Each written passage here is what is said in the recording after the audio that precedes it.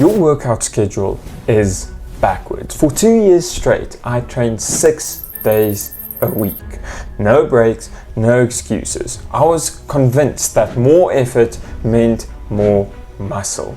I did everything right. I tracked my workouts, I hit my protein, I never missed a session. And yet I stayed flat, tired, always chasing the next program. And then I did something that felt wrong. I cut my training in half, 3 days a week. That's it. And what happened next completely shocked me. My strength jumped. My energy came back. My physique finally started changing. Later, when I tested my hormones, the data confirmed it. My testosterone was higher, my control was lower, and my body finally entered a growth state. This video isn't about training less to be lazy. It's about training in alignment with your biology, because the muscle building equation most people follow is quietly working against them. Most people believe this simple idea: more gym time equals more gains. And on the surface, it makes sense. If lifting weight builds muscle, then lifting more often should build more muscle. It makes sense. If lifting weight builds muscle, then lifting more often should build more muscle. But the human body doesn't work like a machine. It works like a stress recovery system. Every workout is a signal, and every signal has a cost. The real question isn't how hard are you training? It's what is your body doing between sessions? Because muscle growth is not just mechanical. It's hormonal, it's neurological, it's chemical.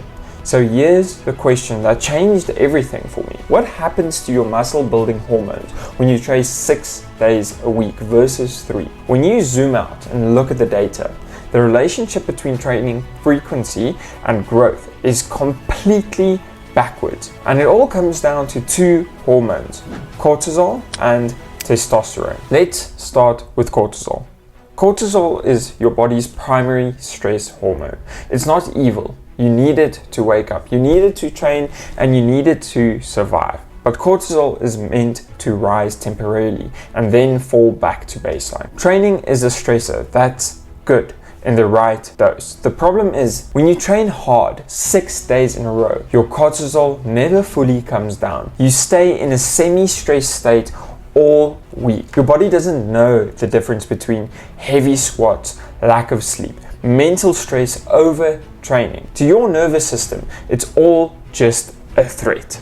And when cortisol stays high, your body shifts priorities. It stops asking, how do I grow muscle, and starts asking, how do I survive? That's when recovery slows. Sleep quality drops, libido drops, motivation drops, and most people don't realize it's happening because it's happening slowly. Here's the mechanism nobody explains. When cortisol stays elevated, it directly interferes with your hormonal signaling chain. It starts in the brain. High cortisol tells your hypothalamus, now is not the time to reproduce or build. So it reduces the release of gonadotropin releasing hormone.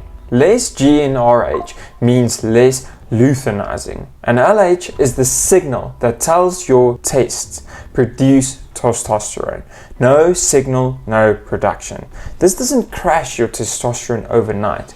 That's why people miss it. But over weeks and months, baseline testosterone can drop 15 to 20%. And low testosterone means slower muscle protein synthesis, worse recovery, easier fat gain, lower confidence and drive. Meanwhile, the guy training 3 days a week who actually recovers maintains a far healthier hormonal profile. Not because he's doing more, but because he's doing what his body can adapt to. Here's the simplest truth in fitness. Muscle does not grow in the gym. It grows after. A hard training session spikes muscle protein synthesis for 48 to 72 hours. That's the window where growth happens. Now think about this.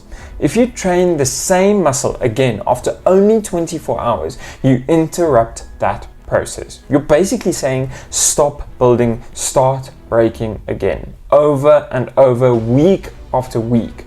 That's why so many people feel busy in the gym but don't look like they train. The 3-day trainee does something different. He hits a muscle, then he lets it fully recover, fully rebuild, fully adapt. So every workout stacks on the last. Instead of stimulus to interruption and then to fatigue, it becomes stimulus, recovery, growth. That's the difference. For 2 years, I lived in the gym 6 days a week, sometimes even 7, always sore, always tired.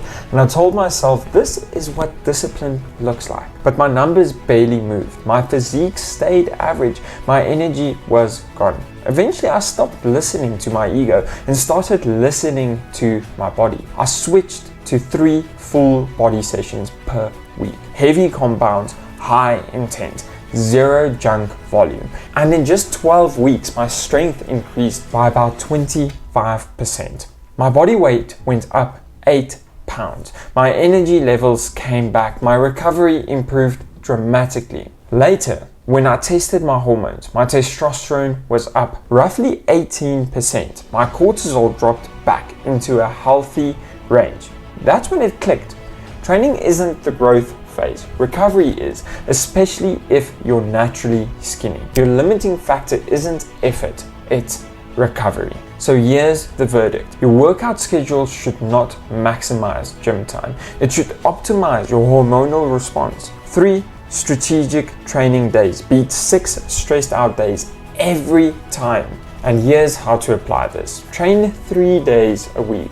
Leave at least 48 hours between sessions. Focus on compound lifts, squats, deadlifts, bench, rows, overhead press, and train with intensity. Because now you can recover. Use the other days to sleep, eat, walk, lower stress, live like a human. And here's the truth nobody wants to say out loud. Most people are copying programs designed for advanced lifters, enhanced athletes, people with pharmaceutical recovery, and then wondering why it doesn't work for them.